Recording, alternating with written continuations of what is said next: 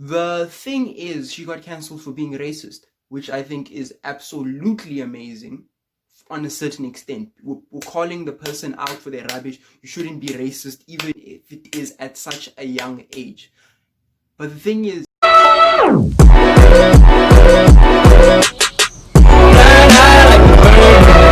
okay, so before this video starts, I just wanted to preface it and say it was something new I was trying to be a lot more thought-provoking in this video. I talk about cancel culture, as you can see by the title. I hope you enjoyed. Please give me your thoughts on what you think about me trying to make a lot more opinionated content that actually talks about real stuff that affect real people and whatnot, and if you like it. And I don't want to even tell you to like and subscribe like every other YouTuber tells you to, because if you subscribed, that's why you're watching this video. So like, why am I telling you to do that?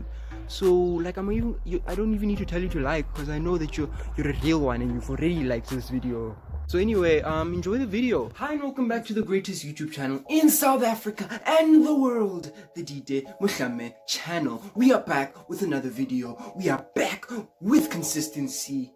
This is the Dide Mohlame channel. We ride, me and you, all the time, like crew, to the top. And as you guys saw by the title of the video, today I'll be tackling something, a discussion that's being had around the world in general nowadays. I'll be tackling cancel culture and what I think is wrong with it and what I think is right with it, and what we can benefit from cancel culture. I've broken up this video into 3 parts: cancelling at its root, what happens to the people that are cancelled, and what happens after you've been cancelled, and everything else in between. So let's just jump right into the video. Is cancelling at its root. So basically, cancelling is the concept of taking somebody and holding them accountable for the mistake they've made, mistake or wrong they've made, whatever your definition should be. But I think cancelling at its root is amazing. Society is deciding to hold people accountable for their rubbish. If you raped a woman, we will catch you, and Twitter will catch you, and we will hold you accountable. Horrible things will happen to you. You will be named and shamed on the internet, and everyone will know that you're a disgusting human being.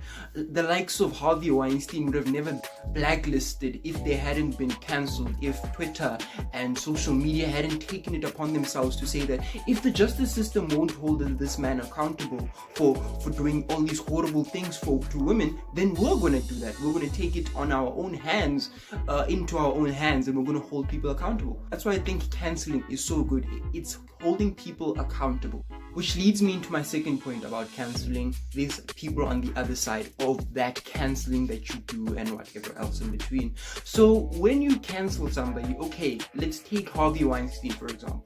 We cancelled him. He's gone now. I think he went to jail, he's not in jail, whatever, I don't care. Either way, Twitter has cancelled him. We don't associate with him as society.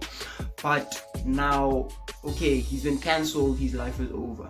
But now what happens to that one person who gets cancelled for some old tweets that are surfaced? I'll take the example of that Miss South Africa contestant that got cancelled by Black Twitter because of old posts that resurfaced. I'll leave the posts here, I'll leave her face here. So anyway, I think her name is Bianca. So Bianca gets cancelled for tweets that she made when she was 14 years old, and she's like 21 or something now. So it's a really long time ago.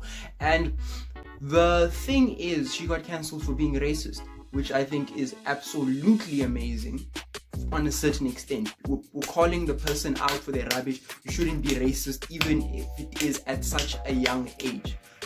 But the thing is, she was 14 when she made these racist tweets. So the question is, are we really going to cancel someone for something stupid that they said at 14 years old? Because I can be absolutely honest with you. Everybody has said something stupid at 14 years old.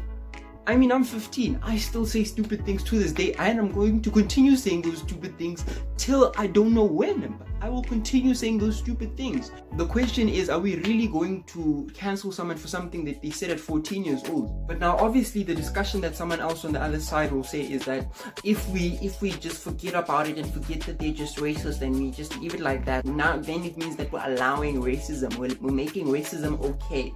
That's not what I'm saying. I'm saying is that she's 14, and one thing that you seem to forget and not realize is that it's something that Trevor Noah said on a Breakfast Club interview that he was on, and he said something along the lines of, if we're going to cancel people, the problem is, how are we going to cancel people on the basis of their tweets when they existed in a society?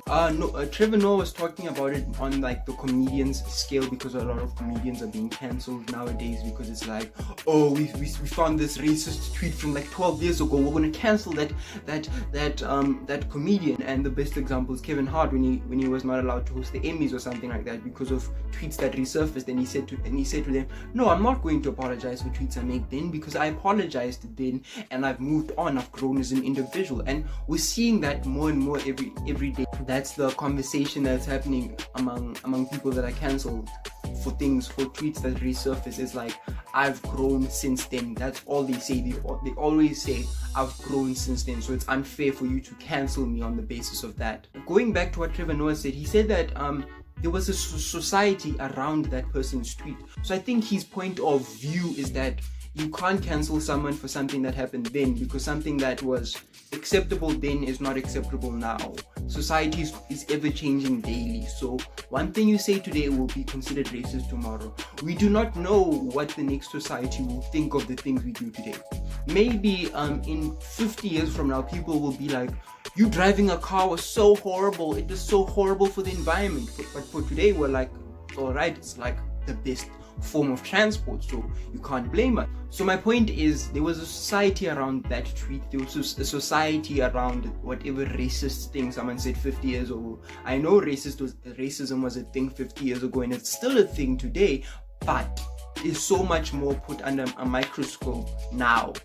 Now more than ever, if you are caught to be racist, you will be put on test, you will be put on trial for being racist. And my last point on cancel culture is, why isn't there some sort of like rehabilitation for the person? Why isn't there a way to get redemption? Why isn't there a way to get on the other side and be like, yeah, I got cancelled, but now I'm a new man? Why isn't it the same way as that? Like, if somebody robs the police and gets 10 years in prison, when they come out, they've served their time.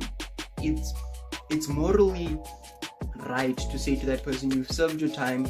We don't necessarily forgive you for doing that, but we see that you've served your time, and we think you're ready to get back into the world.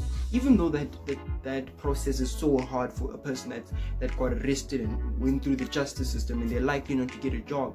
So now imagine, now we're doing that to someone who gets cancelled. They get cancelled, they're gone. There's no like prison sentence, they're just gone forever, for eternity. It's like getting a death sentence, but not actually getting a death sentence. So I think it's unfair. I think we need to find a way to make a way for a person to go, yes, I'm sorry for making a mistake and I'm ready to rehabilitate. Obviously, it has to be on a situation-to-situation basis. But anyway, that's the end of the video for today. I want you to tell me in the comment section how you enjoyed this video. If you enjoyed me just like expressing my emotions once or twice today. And if you liked this video, like and subscribe. Turn on those post notifications. Do the things that need to be done. Follow me on Instagram and Twitter at @dt_mohlame.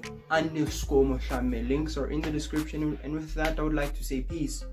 That's a wrap.